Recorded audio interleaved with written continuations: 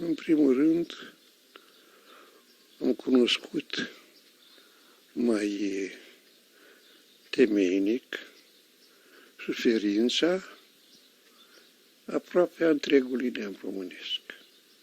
Că acolo erau de toate categoriile. Erau și țărani, și intelectuali, și militari, și oameni religioși, și oameni atei, și reacționau cum putea fiecare. Și îi învățam niște lucruri pe care, în mod liber, afară fiind, nu eram atent. Făcut această experiență, de pildă, eram aici, la Antim, și vineau fel de cetățeni care făcuse pușcăria și îmi spuneau fel de necazuri de acolo.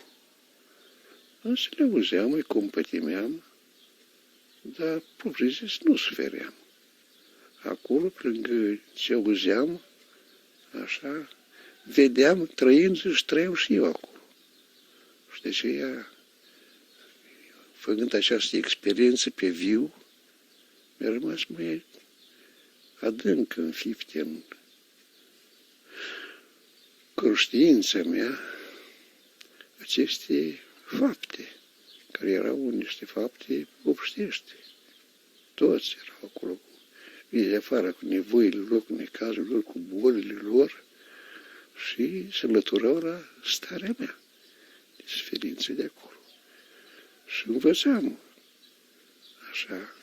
Și acolo și rugăciunea era mult mai personală acolo decât afară. Așa că încât am învățat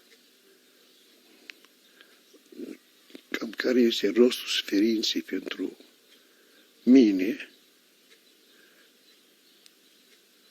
și a fost binefăcător acest rost al suferinței, că am înțeles niște lucruri care afară nu le înțelegeam. Așa cam cum ar fi un om care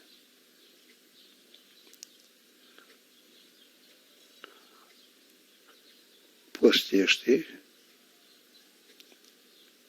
dar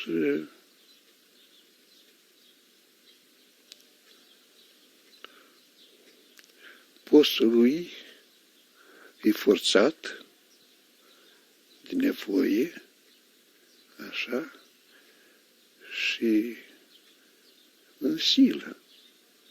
Nu are bună dispoziție să postească. Așa. Dar când ai un îndemn sufletesc care te ajută, atunci postul este făcut pe cu bucurie, are niște rezultate plăcute asupra ta, ești mulțumit. Cam așa era și suferința de acolo. Suferința aceasta era mângâietoare. Simțeam și un ajutor din afară, din partea lui Dumnezeu, care da niște bucurii. Și de pildă această pace sufletească pe care afară o ai așa mai, în măsuri mai mici.